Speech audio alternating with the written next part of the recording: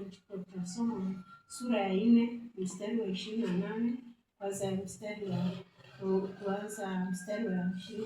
Nasema hivi: hayo yote yalimpata Mfalme Nebukadneza baada ya mwezi wa 12. Alikuwa akitembea ndani ya jumba la kifalme katika Babeli.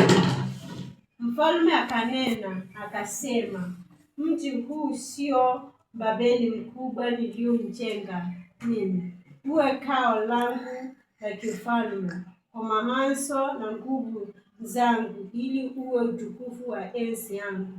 Hadi neno lile lilipokuwa katika kinywa cha mfalme, sauti ilikuja kutoka mbinguni ikasema, he Mfalme Nebukadneza, maneno haya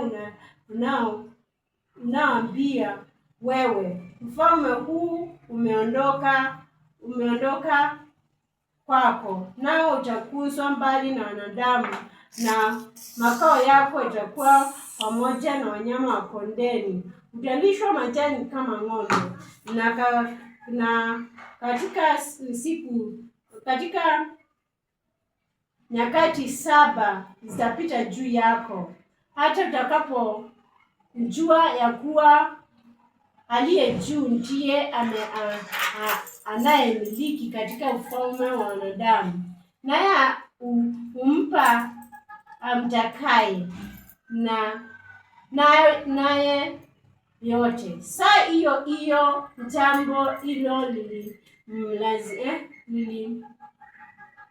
jambo hilo likatimizwa, likampata Nebukadneza. Alifukuzwa mbali na wanadamu, akala majani kama ng'ombe, na mwili wake ulilowa maji kwa umande wa mbinguni. Hata nywele zake zikawa kama manyoya ya tai, na kucha zake zikawa kama kucha za benge. Hata mwisho wa siku hizo, mimi Nebukadneza nikainua macho yangu kuelekea mbinguni, fahamu zangu zikanirudia, nikamwamini yeye aliye juu, nikamsifu na kumheshimu yeye aishiaye milele, kwa maana mamlaka yake ni mamlaka ya milele, na ufalme wake hudumu katika kizazi hata kizazi.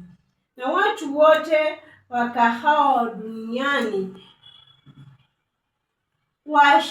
wahesabiwa kuwa si kitu, naye hufanya kama atakavyo katika jeshi la mbinguni na katika hao wakao duniani, wala hapana awezaye kuzuia mkono wake wala kumuuliza, unafanya nini wewe? Basi wakati huo fahamu zikanirudia, na kwa ajili ya utukufu wa ufalme wangu, enzi yangu na fahari zangu zikanirudia, na waziri wangu na madiwani wangu wakaanza kunitafuta, nami nikadhibitika katika ufalme wangu, kaongezwa enzi kupita kiasi. Basi mimi Nebukadneza namhimidi mfalme wa mbinguni na kumtukuza na kumheshimu, maana matendo yake yote ni kweli na njia zake ni za adili. Na wale waendao kwa kutafakari yeye kwa ubatili, yeye anaweza kuadhiri. Tuombeni. Mwenyezi Mungu Baba, ni asante kwa neno lako Baba. Mimi mbele zako nimo Bwana, sina neno kwa ajili ya watoto wako Baba. Naomba niwape kile umenipa siku ya leo Bwana, kutoka kwako Jehova, ili Mungu mkuu aweze kuinuliwa katika maisha yao Baba. Naomba Bwana ukaweze kutukuka katika kila jambo, na ukawape watoto wako kusikiza Bwana kutoka kwako Yesu umenipa, na ni katika jina la Yesu Kristo tumeomba. Amen. Bwana Yesu asifiwe kanisa. Amen. Asanteni sana kwa ajili ya mahali ambapo nimesoma.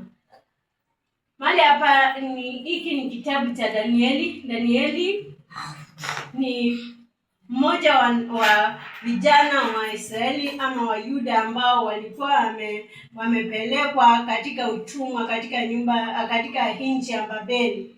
Maana Mungu aliwaambia wana wa Israeli, msipotii nitawafukuzia mbali na nchi yenu. Hivyo hao vijana walipatikana na jambo hilo la kutotii kwa wana wa Israeli na wakapelekwa katika nchi ya Babeli. Lakini vijana hao walikuwa wamejiweka wakfu mbele za Mungu na kumwabudu Mungu. Na kwa maana neno la Mungu ambalo lilikuwa limesema kwamba wana wa Israeli wasipotii watafukuziwa mbali na nchi yao, wao wakapatikana katika hatia ya nchi yao kwamba walihasi Mungu na wakaenda katika nchi ya utumwa ya Babeli. Na mahali pale Babeli palikuwa na vijana ambao walikuwa wamesimama na Mungu, ambao ni Danieli huyu na Shadrach na Meshach na Abednego, ambao walikuwa wamesimama na Mungu wa kweli. Na katika nchi ya Babeli kulikuwa na watu ambao walikuwa na kiburi, ambao walikuwa na mjua Mungu lakini hawakuwa wanamwabudu Mungu kama ndiye Mungu, kama huyu mfalme ambaye ni Nebukadneza. Nebukadneza tunamuona katika kipindi baada ya ile kingine akiongelelewa juu ya jinsi vile alivyokuwa anaendelea na kuabudu zake za kisanamu, na pia hata wakati alipomjua Mungu hakumwabudu kama Mungu, lakini hata kumpa sifa na heshima kama Mungu, kama inavyosemekana ama imeandikwa katika kitabu cha Warumi 1:28. Imesema kwamba wale watu walipojua Mungu hawakumwabudu kama ndiye Mungu, lakini wakageuza na kuanza kuabudu vitu vingine. Nebukadneza alijua juu ya Mungu wakati aliweka Shadrach, Meshach na Abednego katika tanuru ya moto. Wakati walipotoka alijua kwamba kunaye Mungu aishaye, na wakati alipomjua hivyo, baadaye akaweza kuwa na kiburi zaidi. Alipoangalia ufalme wake akaona jinsi vile amenawiri, na hata alikuwa na uwezo mwingi hata kuleta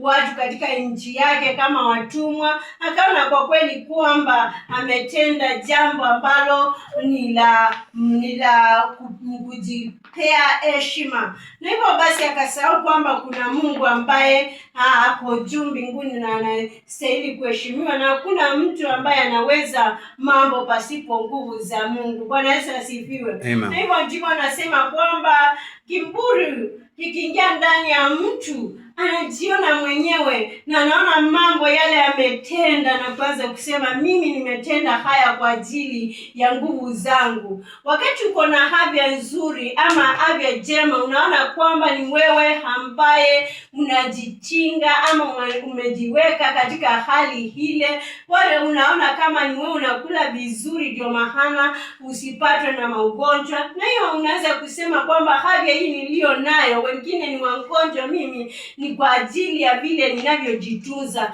Lakini wacha nikwambie kitu, wakati mtu anapoingiwa na kiburi ndani ya maisha yake, anajiona yeye mwenyewe, kama vile Nebukadneza aliona vile alivyofanya kama mwanadamu, akaona kwamba ni jambo ambalo ni kubwa na mkuu ambazo ni la kujingamba nalo na pia la kujipea heshima, na hata akawa na kiburi ndani ya hilo jambo, na akitembea na wale wakuu wake wakiwa nasema kwamba hai mfalme ametenda kitu kizuri, akaingiwa na kiburi na akatoa maneno hayo kwa kinywa chake. Na kwa maana Mungu ni yeye anayestahili sifa. Hata ukitenda jambo lifanikiwe, usiweze kujigamba na kujifunga na kujipiga kifua useme kwamba ni kwa nguvu zako, maana hakuna awezaye kwa nguvu zake. Ndivyo mtumishi wa Mungu Paulo alisema kwamba mimi naweza mambo yote ndani yake aniwezeshaye. Bwana Yesu asifiwe. Kwa hivyo siku ya leo nataka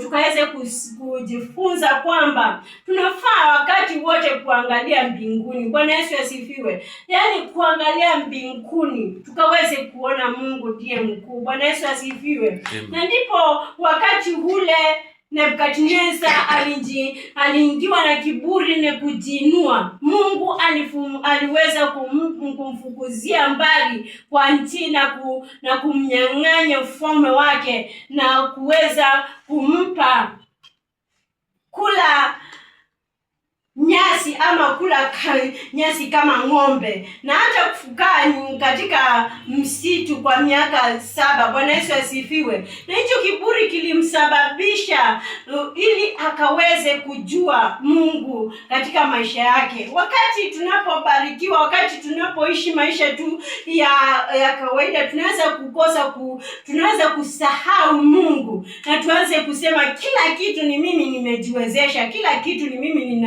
nimejiwezesha. Kwa hivyo kuna haja kuangalia juu mbinguni mahali Kristo yupo, ili kiburi kisiweze kutawala katika maisha yetu. Bwana Yesu asifiwe. Maana katika kitabu cha Waebrania sura ya 12 mstari wa 2 unasema kwamba tukimtazama Yesu mwenye kuanzisha na mwenye kukamilisha imani yetu, kwa wakati ule ambao tunatazama juu mbinguni mahali Yesu Kristo yupo, tunamuona Mungu, ndipo tunampa sifa zake. Jambo la kwanza ambalo naweza kusema kwamba tukitazama juu mbinguni tunampa Mungu sifa zake. Bwana Yesu asifiwe. Hiyo ni jambo la kwanza ambao tukitazama juu mbinguni tutampa Mungu sifa zake. Bwana Yesu asifiwe. Tukianza kuangalia katika wakati huu, Nebukadneza alijiangalia na akaona jinsi vile amefanya mambo kwa uwezo wake. Alijisifu, akasahau kwamba kuna Mungu ambaye amemwezesha, anafaa sifa zile. Bwana Yesu asifiwe. Na hivyo ndivyo tulivyo. Wakati Mungu amekubariki na hali, amekubariki na kazi, amekubariki na vitu kadha katika maisha yako, unasahau Mungu na unaingiwa na kiburi na unaanza kujisifu. Na ndipo nasema kwamba katika hali ile ya kupata kiburi, unasahau Mungu ndiye anayefaa sifa na unaanza kujisifu mwenyewe, kama vile tunavyoona Nebukadneza alifanya. Bwana Yesu asifiwe. Na hivyo ndivyo nasema kwamba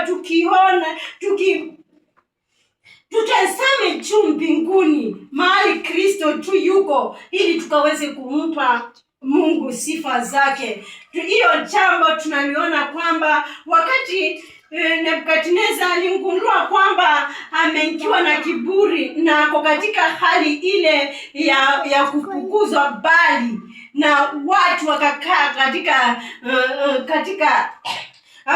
katika msitu, yani akakula nyasi kama ng'ombe kwa muda wa miaka 7. Akili yake ilimrudia, alipoangalia juu mbinguni akili zake zilimrudia na akaweza kumpa Mungu sifa. Bwana Yesu asifiwe. Kwa hivyo nasema kwamba tukiangalia juu mbinguni tutampa Mungu sifa zake, tutamheshimu Mungu, tutampa Mungu sifa zake, na kiburi kitaweza kuondoka ndani ya maisha yetu na kumpa Mungu sifa zake. Bwana Yesu asifiwe.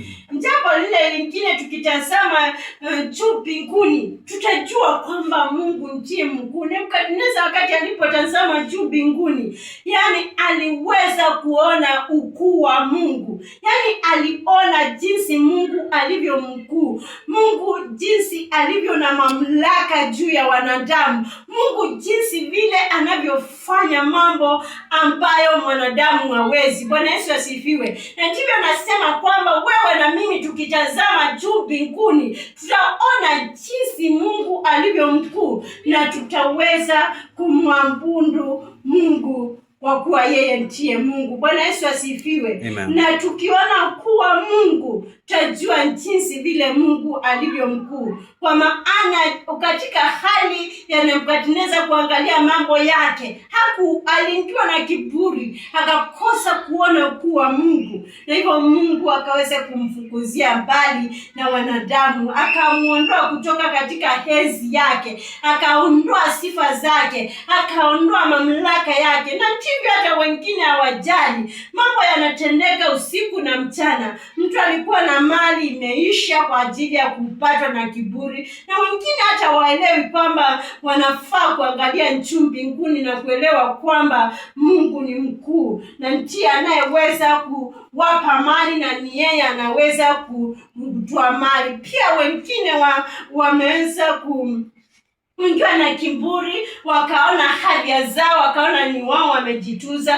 Na wengine wetu tumeweza kuwa tu wagonjwa. Bwana Yesu asifiwe. Wengine wameweza kuangalia jinsi vile wamefanya mambo wakafanikiwa, na wakakosa kuangalia juu mbinguni. Kwa hivyo sisi siku ya leo nataka tukaweze kuangalia mbinguni na tukaweze kuona ukuu wa Mungu, kama jinsi vile Nebukadneza alifika mahali akaelewa kwamba ameweza kuangalia sifa zake, ameangalia ukuu wake, ameangalia vitu ambavyo vifanya, na akaweza kuikiwa na kiburi, na akaweza kukosa kuona ukuu wa Mungu. Kwa hivyo sisi tunafaa kuangalia juu mbinguni tukaone ukuu wa Mungu na ukuu wa Mungu peke yake. Bwana Yesu asifiwe. Na katika maisha yetu tutakuwa tunajua kwamba Bwana ndiye mkuu. Kwa hivyo katika mambo haya mawili ambao tumeweza kusema tena, jambo la kwanza tukasema kwamba wakati tunapoangalia juu mbinguni tutampa Mungu sifa zake. Jambo lile lingine tukasema kwamba tunapoangalia juu mbinguni tunaona ukuu wa Mungu. Bwana Yesu asifiwe. Tunaona jinsi Mungu alivyo mkuu. Jambo lile lingine, yaani tukitazama juu mbinguni tutaweza kurejeshewa. Bwana Yesu asifiwe. Wakati ule Nebukadneza tu alikumbuka, akaweza kuona kwamba ameingia na kiburi, Mungu amemfukuzia mbali, ameingia katika msitu, akaweza kukula nyasi kama ng'ombe. Alipoangalia juu mbinguni aliweza kurejeshewa mamlaka yake, aliweza kurejeshewa kila kitu. Watu wengi wameweza kuwa hawaelewi hayo katika maisha yao. Hata sisi Wakristo wengine tumeingiwa na kiburi. Si eti ni watu wa dunia tu wanaweza kuingiwa na kiburi, wanasahau kuangalia juu mbinguni. Hata sisi Wakristo tunaweza kuingiwa na kiburi, tukose kuelewa Mungu, na Mungu aweze anaondoa mambo ambayo ni ya dhamana katika maisha yetu. Bwana Yesu asifiwe. Ni wengi sana watumishi wa Mungu ambao nimeona Mungu ameweza kuwabariki na karama tofauti, na hata vibali tofauti, na wengi wao watu wakaweza kuwaheshimu katika hali hizo za kuwainua. Lakini kwa njia ya kiburi kilichoingia ndani ya mioyo yao, wakaanza kuona ni nguvu zao zimewawezesha kutenda na kufanya mambo kama yale.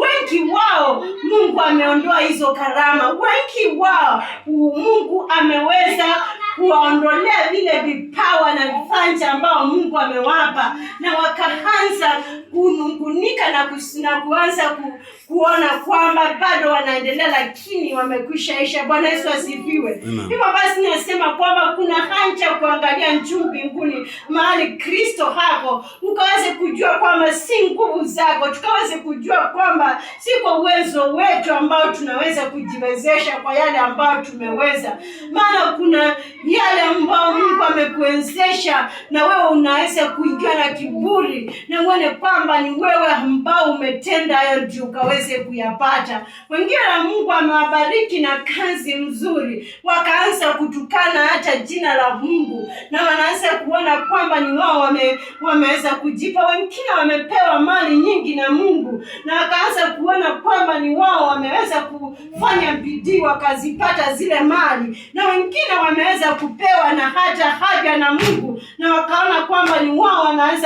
wanajua kujitunza mili yao, na wakaingia na kiburi, na bila kujua wakaweza kujiangalia wenyewe, na hicho kiburi kikawaletea kuwa Mungu ameondoa vitu kama hizi ndani ya maisha yao. Bwana Yesu asifiwe.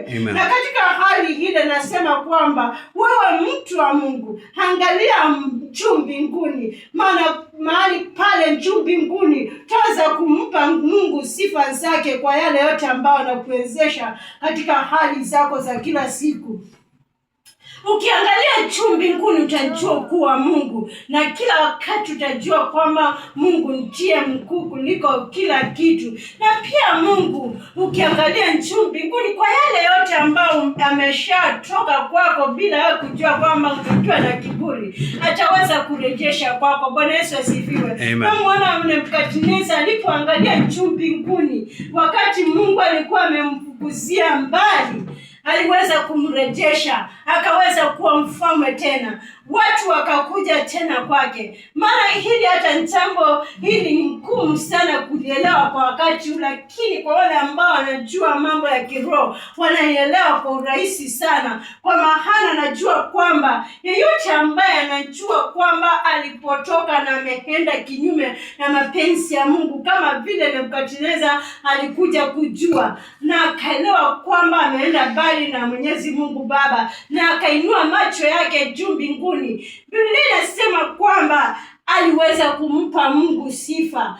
Jambo lile lingine akaweza kumjua, akujua kuwa Mungu, na Mungu tena akamrejeshea ufalme wake. Bwana Yesu asifiwe. Amen. Wakati una siku za leo, watu wengi wameingiwa na kiburi. Nimesema kwamba hata sisi ambao tumeokoka tu, watu wengine wameingiwa na kiburi mpaka hata wakaweza kujigamba kwa yale Mungu ambaye amewapa. Na katika hali ile ya kuingiwa na kiburi, Mungu ameanza kutoa mambo tofauti ndani ya maisha yao, na wengine hata waelewi kama mambo kama hayo yametolewa ndani yao. Wameanza kuendelea kufanya yale makosa zaidi na zaidi, wanaendelea tu na kujawa na kiburi katika mioyo yao, na Mungu anazidi kuwa mbali sana na wao. Na wengine hata katika hali ya kudanganywa na shetani wanaendelea tu zaidi na zaidi kuwa na kiburi siku baada ile nyingine, na wamesahau kwamba Mungu ndiye anayewezesha. Bwana Yesu asifiwe. Na ndivyo nasema kwamba wewe mtu wa Mungu, mimi mtu wa Mungu, tutazame juu mbinguni, ndipo tukaweze kumpa Mungu sifa zake, na tukaweze kujua kwamba Mungu ni mkuu. Na jambo lile lingine, Mungu ataweza kuturejeshea yale ambayo ameweza kuondoa kutoka katika maisha yetu kama na katika Ukristo wetu. Mungu atarejesha, na hata katika mambo ya hapa ulimwenguni, kila ambao ameondoa katika maisha yetu anaweza kuturejeshea, kwa maana Mungu hutenda jinsi apendavyo. Bwana Yesu asifiwe. Amen. Na katika nguvu zake hakuna awezaye kumpa Mungu rushwa ili akaweze kumpa kile ambacho kinafaa. Bwana Yesu asifiwe. Maana Mungu tenda jinsi apendavyo, na Mungu wetu anafanya kulingana na mapenzi yake, na mapenzi yake yanatendeka kulingana na jinsi Mungu alivyo, kwa maana Mungu hapendelei mtu. Bwana Yesu asifiwe. Amen. Huwezi kusema kwamba Mungu anaweza kupendelea mtu mmoja na yule mwingine, kwa maana yeye ni Mungu mtakatifu, na ndani yake hakuna jambo la ufisadi, hakuna jambo la upendeleo. Yeye hutenda kani na mapenzi yake. Ukiangalia jinsi vile Nebukadneza alivyofanywa na Mungu, ni kwamba yeye alikuwa amejua kwamba yeye ni Mungu, maana alikuwa amemjua kupitikia kwa Shadrach, Meshach na Abednego wakati ule aliposimamisha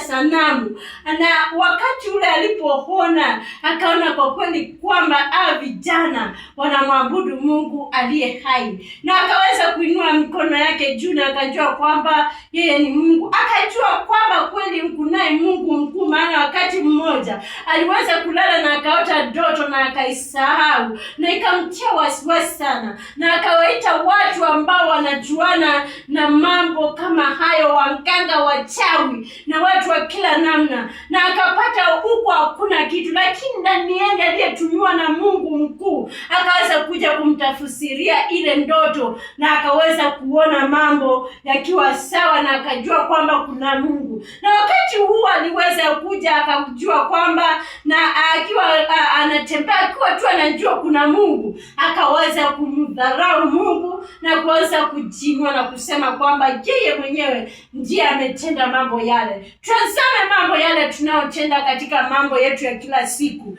na tuangalie sana ni mambo gani ambayo tunatenda na tunajipa sifa na kuchukua sifa za Mungu aliyetuwezesha na kuanza kusema kwamba ni kwa ajili ya nguvu zetu ambao tumeweza. Hilo ambalo tunalifanya ndilo linafanya katika maisha yetu tukaweze kukua na kiburi na tukose kujua umuhimu wa Mungu ndani yetu. Lakini tujapoangalia juu mbinguni, tutaweza kumpa Mungu sifa zake kwa kila jambo.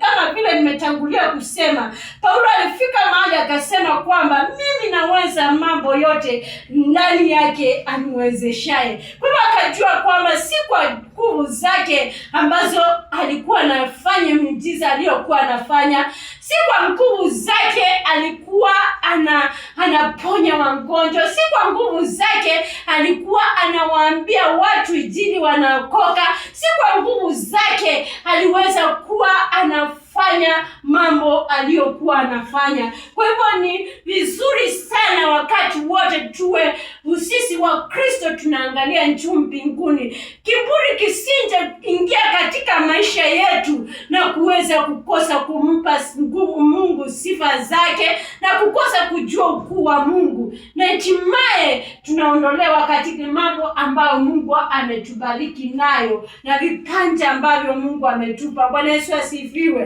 Hivyo basi nasema kwamba tuangalie juu mbinguni tukaweze kumpa Mungu sifa zake, ili kujua Mungu na kujua ukuu wa Mungu, na pia Mungu atazidi kuturejeshea yale ambayo imeondolewa kwetu. Maana kiburi kinaweza kutuondoa mbali sana na Mungu, na tunakosa kuangalia juu mbinguni. Bwana Yesu asifiwe. Hivyo basi nasema kwamba neno la siku ya leo nasema kwamba ilikuwa kwanza kwamba tukaweze kuangalia juu mbinguni, tukaweze kumpa Mungu sifa zake, tukaweze kujua ukuu wa Mungu, na tena Mungu akaweze kurejesha yale ambayo yameondolewa kwetu. Tunaweza kusema kwamba ni watu wengi ambao kuna mambo mengi yameondolewa katika maisha yao, na waelewe kama ya maendeleo wanaendelea tu kupush life, kwa maana wasionekane kwamba wako chini, lakini kila cha maana kimeweza kuondolewa. Bwana Yesu asifiwe. Lakini angalia vizuri sana katika maisha ya Nebukadneza, wakati tu alipoangalia juu mbinguni baada kuingiwa na kiburi katika moyo wake na kuondolewa katika ufalme, aliweza kujua kwamba anafaa kuangalia juu mbinguni, na alipoangalia juu mbinguni aliweza kumpa Mungu sifa zake, na lile lingine akaweza kujua ukuu wa Mungu na akaweza kurejeshewa mamlaka yake. Bwana Yesu asifiwe. Kama wakati wa siku ya leo, hili ni jambo ambalo unaweza kuambia mtu aliyesema kwamba haliwezekani. Aliondolewa, watu wakaona na macho yao akiwa mnyama, mwanadamu akawa mnyama, na akaondolewa katikati wa wanyama watu akiwa mfalme, na akaingia katika msitu akakaa huko miaka 7, na baadaye Mungu akawaambia wale watu, ondokeni mkamtafute Nebukadneza huko, maana amejua lile ambalo nilikuwa nataka akaweze kujua. Kiburi kimemuondoka. Hivyo basi angalia sana kwa matendo unayoyatenda, angalia sana kwa maisha unayoyaishi, usiweze kuondolewa na mawazo yako ukaanze kuona kama unawaza kama wanadamu, lakini mawazo yako yameondoa katikati ya wanadamu na umeanza kufanya mambo yako yale unayoyafanya, lakini watu wanaanza kukushangaa. Bwana Yesu asifiwe. Na ndipo nasema kwamba Nebukadneza alipogundua kwamba kiburi kimemuingia na ameweza kuondolewa katikati ya wanadamu na kula nyasi kama ng'ombe na kukaa na wanyama miaka 7 aliweza kuangalia juu mbinguni mahali ambapo Kristo anakaa, na akaweza kumpa Mungu sifa zake na akanjua ukuu wa Mungu, na ndipo Mungu akaweza kurejesha mamlaka yake. Bwana Yesu asifiwe. Amen. Mara nyingi mtu akiwa katika hali kama hii ya Nebukadneza anaweza kosa kujielewa. Hawa ni mtumishi wa Mungu, hawa ni mwanadamu wa kawaida, anaweza kosa kujielewa na aone kwamba maisha tu yanaendelea, maisha tu anaendelea na kupush, lakini mambo yale anayoyatenda yanashangaza kwa Mungu na pia kwa wanadamu wenzake. Bwana Yesu asifiwe. Maana wakati ule Nebukadneza alipoanza kula nyasi kama ng'ombe, watu wote ambao walikuwa wanatembea naye kama mfalme walimuondokea, naye akaondoka katikati ya wanadamu, akaenda katika msitu kula nyasi kama ng'ombe. Bwana Yesu asifiwe. Na akakaa na wanyama. Bwana Yesu asifiwe. Unaweza kukaa katikati ya wanadamu, lakini iwe mawazo yako, maisha yako na matendo yako yameondolewa katikati ya wanadamu, na ndio umekaa kama kitu cha kushangaza katikati ya watu. Bwana Yesu asifiwe. Na ndipo nasema siku ya leo, tazama juu mbinguni, ukaweze kujiconnect na Mungu, ukaweze kumpa Mungu sifa zake, na ukaweze kujua ukuu wake, na ndipo Mungu akaweze kukurejesha. Bwana Yesu asifiwe. Hivyo basi nasema kwamba Mungu hazidi kutufunulia zaidi na zaidi neno hili lake. Maana hata katika siku za leo kuna watu wanakaa maisha hayo hawajielewi kabisa, na hata mtu anapushi maisha kupushi. Alikuwa amebarikiwa na Mungu na vitu kadhaa zimeondolewa ndani yake, lakini wakati huo haelewi ni kwa nini jambo hilo limetendeka. Labda hajui kama kiburi kimemwingia na ameweza kujiangalia mwenyewe na kaona ni yeye anajiwezesha yale mambo anayoyatenda, na kwa ajili ya jambo hilo mambo yale anayoyaona ni yale ambao Nebukadneza aliyaona. Bwana Yesu asifiwe. Hivyo basi kuna haja ya kuangalia juu mbinguni, ukaweze kumpa Mungu sifa zake, na ukaweze kujua ukuu wa Mungu, ndipo Mungu akaweze kukurejeshea kile ambacho ameondoa ndani ya maisha yako. Bwana Yesu asifiwe. Na hivyo basi nasema kwamba tuangalie juu mbinguni, tukaweze kumpa Mungu sifa zake. Yale tunayoyatenda tujue kwamba si kwa ajili ya nguvu zetu.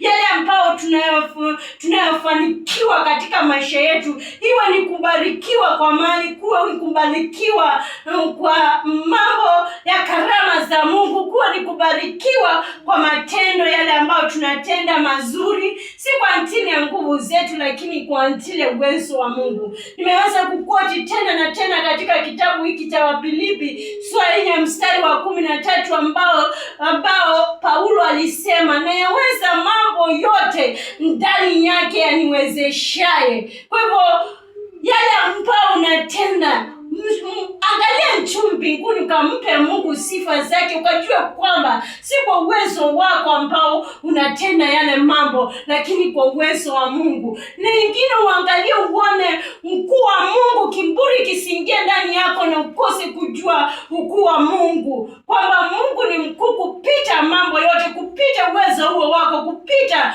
nguvu hizo zako ambao unaona kwamba unafanya kazi nazo, na ukaweze kujua ukuu wa Mungu. Hivyo ndivyo utaweza kurejeshewa mawazo yako, na mambo yako yataweza kuenda taratibu jinsi Mungu apendavyo. Bwana Yesu asifiwe. Na ndivyo anasema kwamba jambo la leo sisi sote tukaangalia juu mbinguni mahali Kristo yuko, na tutaweza kumpa Mungu sifa zake, tutaweza kujua ukuu wa Mungu, na baadaye tutaweza kuona urejesho katika maisha yetu. Kwa maana wakati watu wengi wamekaa katika hali ya kuchanganyikiwa, maana dunia imechanganya vile viburi zimejaa katika maisha yetu. Tumeweza kujisifu, tumeweza kujingamba na mambo yale ambao tunayatenda, na baadaye kiburi kikatujaa, na wengi wametupiliwa mbali na wanadamu kwa mawazo, kwa matendo na kwa mambo kadhaa kadha. Lakini shauri langu siku ya leo, kama jinsi vile Nebukadneza alipoangalia juu mbinguni, sisi tukaweze kuangalia juu mbinguni, na tutampa Mungu sifa zake, tutajua mkuu wa Mungu, na baadaye Mungu ataweza kurejeshea yale ambao yameweza kutoweka ndani ya maisha yetu. Bwana Yesu asifiwe. Amen. Hivyo kanisa, Mungu awabariki sana. Tuombeni kwa ajili ya neno la Mungu. Mwenyezi Mungu Baba, ni asante kwa ajili ya neno lako Baba. Tuomba Roho Mtakatifu azidi kunipapanua zaidi na zaidi, na tukazidi kubarikiwa kwa ajili yalo, na pia Bwana tukaweze kuona mema machoni pako Baba. Wiki yote Baba tutajikabidhi mkononi mwako Baba, tukawe chini ya ulinzi wako Baba, na ukaondoa kiburi ndani ya maisha yetu wakati tunapofanya mambo yetu, na tukakuangalia katika mambo yote ambayo tunayoyatenda katika mambo ya kila siku, ili Baba mambo yale ambayo umetubariki nayo siweze kuondolewa kutoka kwetu na kiburi cha maisha yetu, na ni katika jina la Yesu Kristo tumeomba. Amen.